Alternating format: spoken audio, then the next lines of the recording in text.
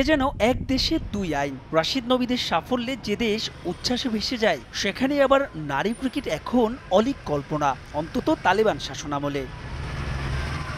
যদিও আইসিসির নিয়ম বলে ভিন্ন কথা। বিশ্ব ক্রিকেটের নিয়ন্ত্রক সংস্থার শর্ত অনুযায়ী পূর্ণ সদস্যের সব দেশে নারী আর পুরুষ উভয় দল থাকাই বাধ্যতামূলক। ২০১৭ সালে আইসিসির পূর্ণ সদস্যপদ লাভ করে এসিবি। ২০২০ সালের নভেম্বরে ২৫ নারী ক্রিকেটারের নামও ঘোষণা করে তারা। কিন্তু পাশার দান উল্টে যায় ২০২১ সালের আগস্টে আবারও তালেবান দেশটির ক্ষমতা গ্রহণ করলে কঠোর আইন নেমে আসে নারীদের জন্য।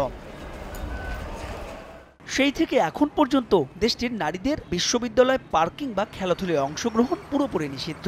জীবনের শঙ্কায় কাবুল থেকে অস্ট্রেলিয়ায় পালিয়ে যান ১৭ আফগান নারী ক্রিকেটার, যাদের সবাই ছিলেন ২০২০ সালের এসিবির চুক্তিতে। চলতি বছরের শুরুতে আইসিসির কাছে তারা একটি চিঠি লিখে অনুরোধ জানিয়েছিল শরণার্থী ক্রিকেট দল গঠনের সহায়তার জন্য, কিন্তু আইসিসির পক্ষ থেকে নেওয়া হয়নি কোনো উদ্যোগ।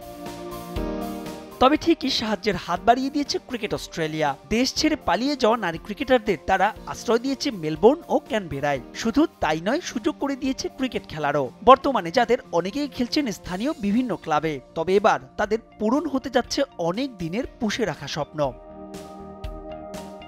আগামী বছরের ৩০ জানুয়ারি উমেন্স অ্যাশেজের ঠিক আগে একটি প্রদর্শনী ম্যাচ খেলতে যাচ্ছেন আফগান নারীরা। তবে দেশটির জাতীয় দলের নামে নয়, ম্যাচটি তারা খেলবেন আফগানিস্তান উমেন্স 11 নামে। মেলবোর্নের জাংশন ওভালে যে ম্যাচটি নিয়ে দেশটিতে বসবাসকারী আফগান বাসিন্দাদের কাজ করছে আলাদা রোমাঞ্চ।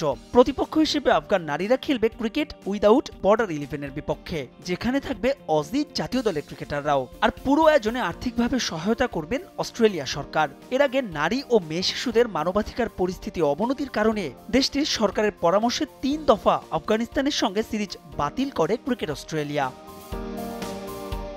মাহবুব রিমন, সময় সংবাদ।